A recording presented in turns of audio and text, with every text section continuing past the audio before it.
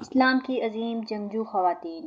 اسلام کی تاریخ بہادر خواتین سے بھری پڑی ہے، لیکن ان میں سے چند ایک کا ذکر یہاں کیا گیا ہے۔ آقا کریم کی بحثت سے پہلے عورت کا مقام کیا تھا، کسی سے ڈکا چھپا نہیں۔ صرف عرب میں نہیں بلکہ پوری دنیا میں عورت کی حیثیت کسی جانور سے زیادہ نہ تھی۔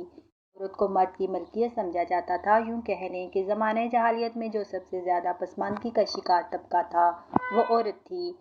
لیکن جو عزت اور مقام عورت کو اسلام نے دیا وہ نہ تو قومی تاریخ میں کہیں ملتا ہے اور نہ ہی دنیا کی مذہبی تاریخ میں۔ اسلام نے صرف عورتوں کے حقوق ہی نہیں مقرر کر دیے بلکہ ان کو مردوں کے برابر درجہ دے کر مکمل انسانیت قرار دیا ہے۔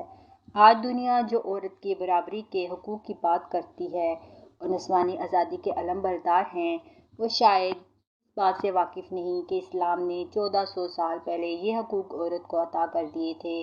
اگر آج کی عورت لا علمی اور جہالت کی وجہ سے ان حقوق سے واقف نہیں تو یہ صرف اسلام سے دوری کی بنا پہ ہے۔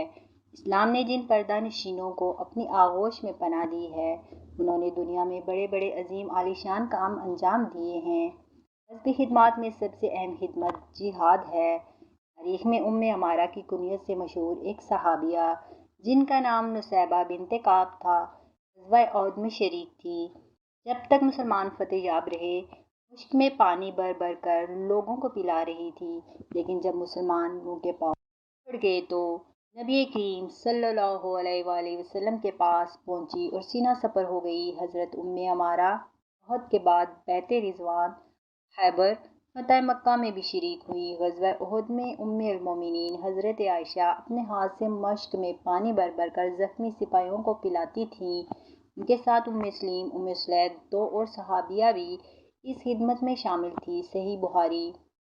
ربی بنت معوذ اور دوسری عورتوں نے شہداء اور مجروحین کو میدان جنگ سے اٹھا کر مدینہ لانے کی خدمات انجام دیں۔ صحیح بخاری کتاب الطب۔ رفیدہ صحابیہ کا ایک خیمہ تھا جس میں وہ زخمیوں کو مرہم پٹی کرتی تھی۔ سنن ابی داؤد۔ زیاد، اشجع اور دوسری 5 خواتین نے غزوہ خیبر میں چرخہ کاٹ کر مسلمانوں کو مدد دی۔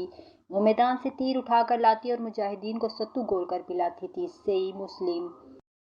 رسول اللہ صلی اللہ علیہ وسلم کی پھوپھی حضرت صفیہ نے غزوہ خندق میں نہایت بہادری کا مظاہرہ کرتے ہوئے ایک یہودی جو کہ مستورات کے قلعے میں داخل ہوا تھا، اس کی گردن اتار کر پھینک دی، جس سے کسی کو اس قلعے کی طرف آنے کی جرأت نہ ہوئی۔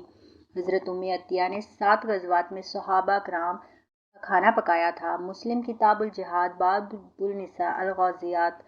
اسلام جو مکہ اور مدینہ کی سرحدوں میں سے نکل کر روم اور ایران، شام جیسی سپر پاور سلطنتوں کو تیغ و تیغ کرتا ہوا آگے بڑھتا رہا۔ یقیناً ان فتوحات کا سہرا ان بہادر عورتوں کے سر ہے جنہوں نے ماں ہونے کی حیثیت سے جوان بیٹوں کو خود میں تانے کارزار کی طرف رخصت کیا۔ بہنوں نے بھائیوں کو خود تیار کر کے روانہ کیا۔ تاریخ میں ایسی سہاگن بھی ملتی ہیں جس نے صدائے جہاد پر اپنے شوہر کو شب عروسی کے بعد ہی قتال کی طرف کر دیا۔ جب مسلمانوں نے دمشق کا محاصرہ چھوڑ کر اجنادین کی طرف رخ کیا تو اہل دمشق نے پیچھے سے حملہ کر دیا اور اتفاق سے کیسر روم نے دمشق کی امداد کے لیے جو فوجیں بھیجی تھیں وہ بھی پہنچی اور آگے سے حملہ کر دیا۔ اس سے مسلمانوں میں بدحواسی پھیل گئی۔ عورتوں نے ایک دوسرے کی طرف دیکھا۔ خولد بنت عذور نے کہا، بہنوں، کیا تم یہ گوارا کر سکتی ہو کہ مشرکین دمشق کے قبضے میں آ جائے؟ کیا تم عرب کی شجاعت کے دامن میں داغ لگانا چاہتی ہو؟ اس سے تو مر جانا بہتر ہے۔ ان چند فکروں نے آگ لگا دی اور عورتیں خیموں کی چوبیں لے کر باقاعدہ ہاتھ باندھ کر صفوں میں آگے بڑھی اور دفتن 30 لاشیں گرا دی۔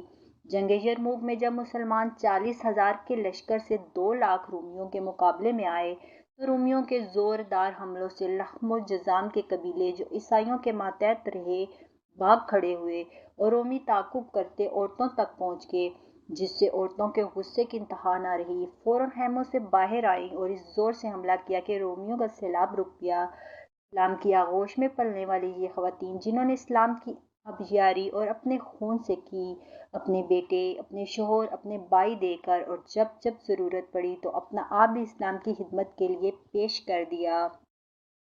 کاش آج کی عورت اپنی عظمت رفتہ کو پالے اور جان لے جو مقام اور عظمت اس سے اسلام نے دی، کوئی دوسرا مذہب یا تہذیب نہیں دے سکتا۔